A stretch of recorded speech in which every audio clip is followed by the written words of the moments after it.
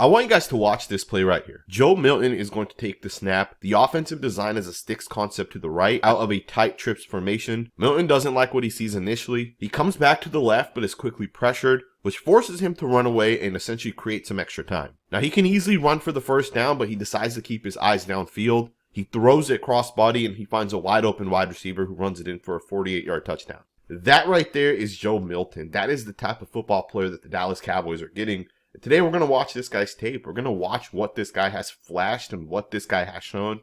To me, I think the Dallas Cowboys definitely have a quarterback with a ton of upside, a ton of potential.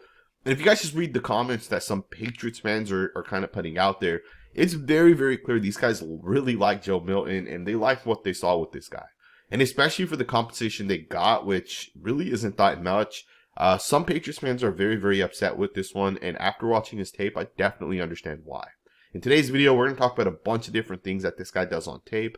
I want to start right away talking a little bit about this guy's pocket presence and his ability within the pocket, because I think that flashes to me right away on tape. So just to set this up, you got a 1st and 10 here.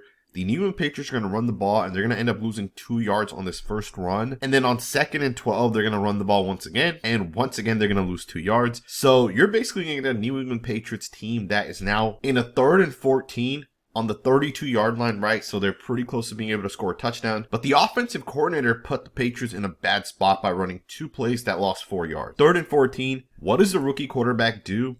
Facing a potential cover 0 blitz, he's going to end up climbing the pocket. He's going to end up going through the reads, feels the pressure, delivers a really, really nice 13-yard pass.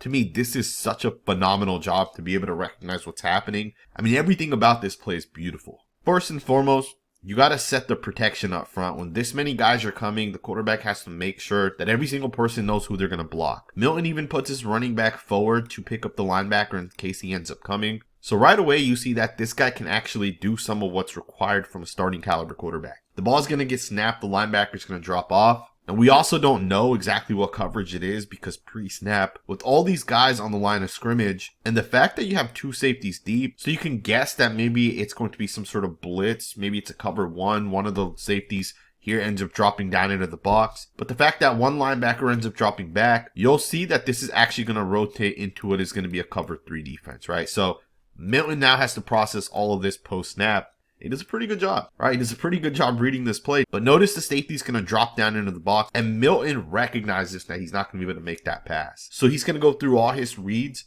from the 1st to the 2nd to the 3rd guy. And he's going to do a really nice job zipping this ball all the way over there towards the left.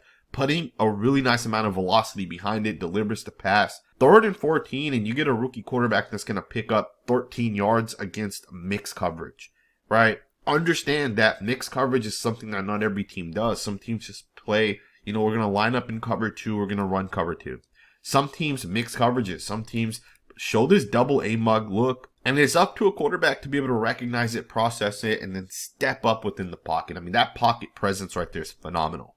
The fact that this guy's able to climb and the fact that this guy's able to deliver a really nice pass, this right here is beautiful. And this is not a one-time thing. In fact, on tape, you see this over and over and over again. Here's another one. You're going to get a 3rd and 11. The quarterback's going to take a 7-step drop. And look at him drop, climb, deliver the pass perfectly to the wide receiver. In perfect placement as well. Now, keep in mind, this tape here is from the preseason. Preseason is definitely a lot different than the regular season. But you still see a guy make a really nice pass. You see the footwork, the movement, the ability to go from left to right. Look at the head movement here. Watch Joe Milton get the ball. He's going to read the safeties first and look at the helmet go to the left. He's going to look left. He's going to come back to the right. He doesn't like what he sees on the left. Climbs the pocket and he's going to deliver a really nice pass to his wide receiver. 3rd and 11, you pick up 17 yards. When you put this guy's tape on, this just flashes over and over and over again. The ability to play within the structure of the offense, the ability to be able to step up in the pocket and deliver a really nice pass, to me, for a rookie quarterback, is very impressive. Now, you obviously see this guy's a very, very solid pocket passer. He's able to climb. He's able to do all the different things that you want from a starting quarterback. And let's be 100% honest, as an NFL quarterback, if you can't make pocket passes, if you cannot make passes while your tackles are allowing these guys to go upfield and you have to step up, if you're not able to navigate and stay within that and deliver the ball downfield, you're not going to have a lot of success in the NFL. I think with Milton, the tape does not lie. This guy has a tremendous tremendous amount of upside within that. Now, he's also very solid when it comes to the quick game. He's very solid in terms of playing within the structure of the offense. And I think as an NFL quarterback, to have success, the very, very basic thing you have to be able to do is just kind of play within the structure of a designed offense. If it's a bootleg towards the right, you have to be able to make sure you get out there and deliver the pass downfield.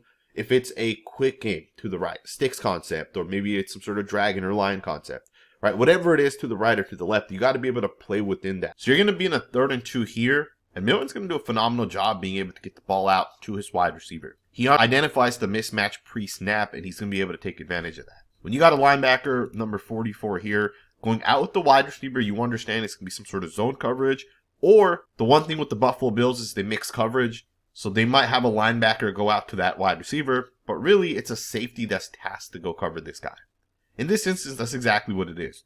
You'll see both the linebacker as well as number 3 here kind of shift out towards the wide receiver. And to me, that kind of gives it away right away from Milton. He understands the linebacker does not have the wide receiver. He's going to take the ball. He's going to quickly look out there towards the right. Now, this is a side adjusted route here by the wide receiver.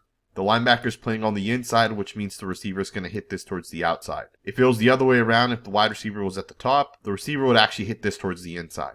Either way, the linebacker is not the responsibility of that wide receiver. It's the safety, and the safety's way too far off. Again, quick game, right? It's really a 1 or 2 step read, and you got to get the ball out, and this guy does a really nice job on tape. You got another one here. It's going to be a play action, and it's really just 2 reads for the quarterback. You're either going to hit your tight end, or you're going to take the shot downfield. It's just a really, really nice quick play. Again, it's a 2-man read, so you'll get that tight end that's going to slip here. You have a receiver at the bottom. And of course, Milton's going to end up hitting his tight end. It's a small window, and he just delivers a really nice pass. Being able to play within structure is something that this guy does a good job at. 1-step, 3-step drops, getting the ball out when he needs to. The rhythm passing, he just does it well. And here's another one. This one's going to be an incompletion, but this is going to be an all curls concept. So you're going to be in a 2x2, and everybody's going to basically run a curl, and you just have to pick a guy that you're going to throw the ball to.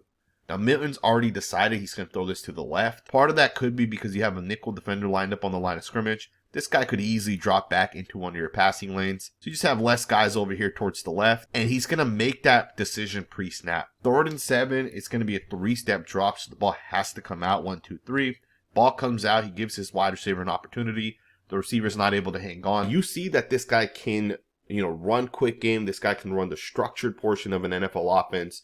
You see how good he is within the pocket, right? Now, obviously, there's still some development that he'll have to do, which he'll obviously do as Kellen Moore kind of gets with him. Starts to develop him a little bit, train and teach him his system and his scheme. But I think the difference between great quarterbacks and average quarterbacks are quarterbacks that can create with their legs. Right, 20, 25 years ago, most quarterbacks were mostly pocket passers, and that was because coordinators wanted guys that could run the offense.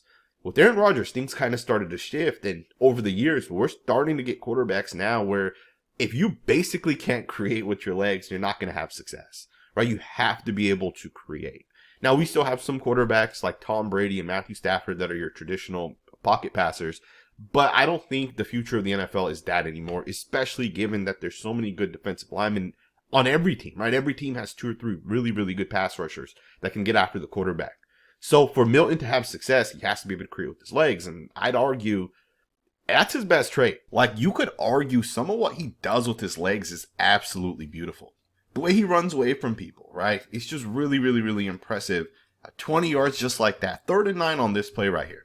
But what's most impressive about this play to me is the fact that he actually is stepping up within the pocket, right? You're going to have guys that are going to basically get upfield, and he steps up within the pocket. He keeps the eyes downfield.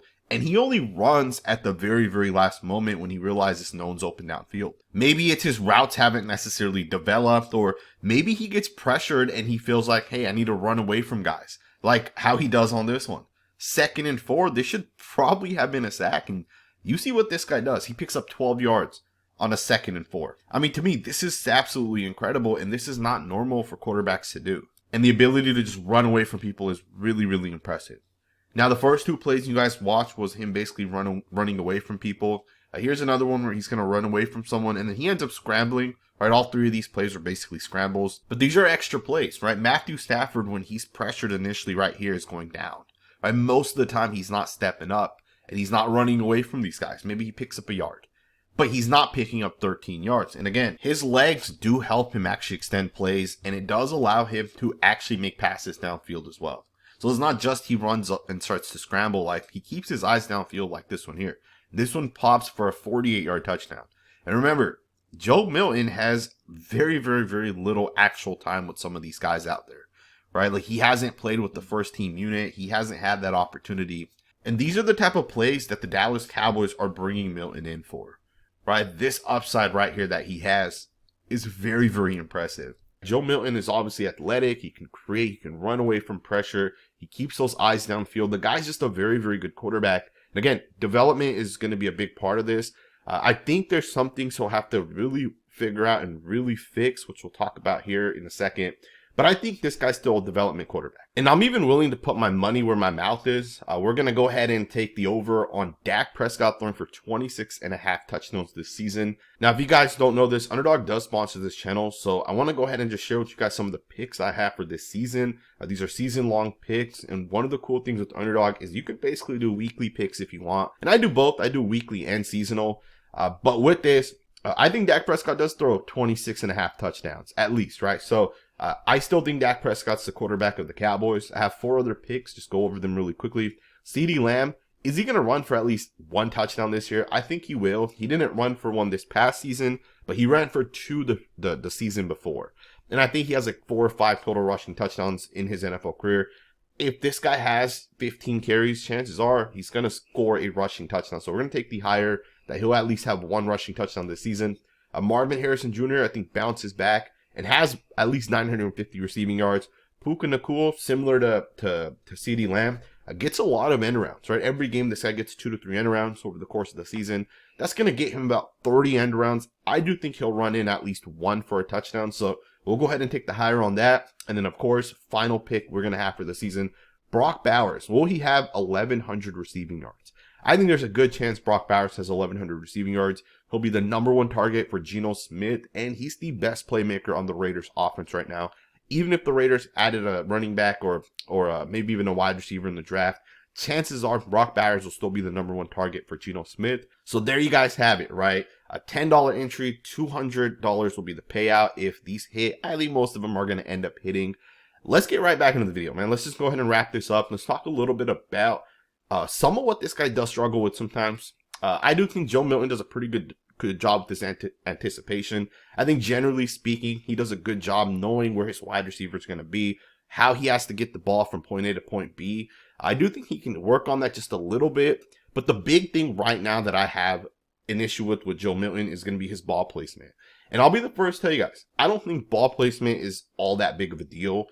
Specifically because in the NFL, you know, the most accurate quarterback in terms of ball placement, right, is oftentimes not that much better than like the 18th best quarterback. If you're in the NFL, you have great ball placement.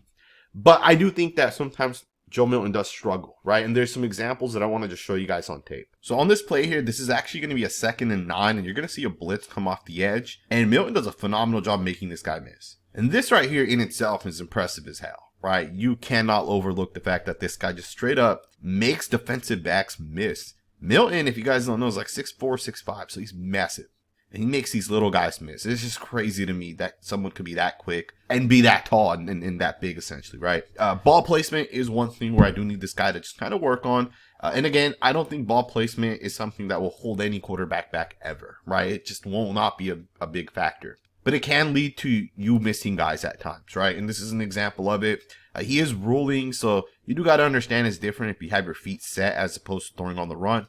But with Milton, I think one of his best abilities is getting him on the run. And on this one here, it's going to be just a little bit behind the wide receiver. Instead of putting this in front of the wide receiver, it's just a little bit behind him, and the wide receiver is not able to catch this. To me, this is a bad pass, right? The placement of the ball is off just a little bit. And, when I talk about ball placement, we're not talking about a quarterback's accuracy percentage, right? He throws 20 passes, he completes 15 of them. That's 75%. Completion percentage. We're not talking about that. We're talking about true ball placement. We're talking about actually watching the tape with the guy's ability to actually deliver a pass where the pass needs to go. I absolutely love the fact that this guy's able to recognize who's open, who's not. It's 3rd and 5, and you're going to pick the first down up. But again, the ball placement is off just a little bit. To me, the quarterback's going to end up throwing this behind the running back. The running back does do a really nice job being able to catch this. Milton doesn't like what he sees initially, but he does a really nice job climbing the pocket. How he's able to utilize the footwork. This guy's coached really well, and you can tell. He also doesn't like what he sees initially to the left, so he's reading something over here, and he doesn't like whatever it is. Maybe it's the receiver that struggles to get off the corner, but he does quickly get off of that. He comes back and hits his running back on the inside. But again, to me, the pass is just a little bit behind the running back. So there you guys have it. It's not a huge deal, right? It's something he'll improve on. It's something he'll develop. Plus, this guy didn't play a whole lot this past year. He played in the preseason a little bit. He didn't play when the regular season came around. Up until the final game of the season, he played against the Bills. And he beat the Bills, obviously. But one of the things we do have to realize is developmental, right? This entire trade is all about developing a young quarterback. And I think Kellen Moore has kind of proven himself to be a solid offensive coordinator, right? He obviously had success with the Eagles. And I also think this just kind of gives the Cowboys a potential long-term option, right? So let me know what you guys think, man. I hope you guys enjoyed this video. Thumbs up, subscribe if you're not subscribed, and I'll see you guys next time with another video.